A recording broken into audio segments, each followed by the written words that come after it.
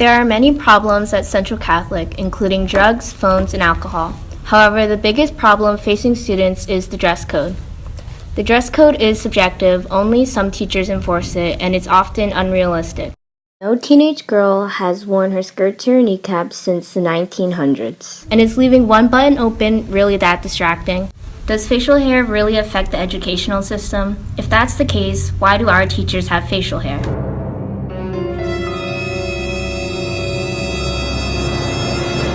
On a daily basis, how many people are written up for dress code related issues? We have usually about 2 to 5 on a daily basis that are written up.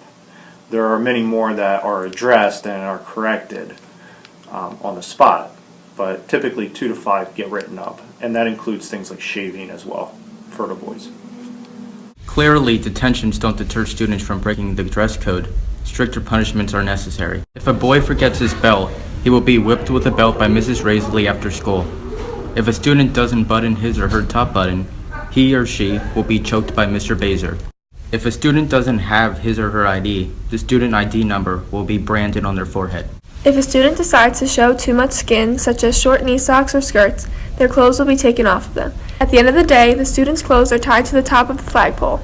As the naked student attempts to climb the flagpole, students, teachers, and locals can watch. This shaming process will certainly correct the issue. If the issue continues, everybody must come to school naked. If all students, teachers, and administration are nude, everybody will be a distraction. Students' abilities to focus amongst these distractions becomes important. If a student can't behave themselves, further discipline is necessary. If any student or teacher looks at somebody inappropriately, their eyes will be gouged out. Cameras will be installed in every classroom to ensure nobody breaks eye contact. They must be looking at each other in the eyes or have their eyes closed at all times. Other ideas have been thought of and discussed, such as making the same dress code for both students and teachers. This will limit hypocrisy. What boy wants to be told to shave by a teacher who has a beard? Teachers shouldn't be so strict about writing people up for facial hair, especially in a Catholic school.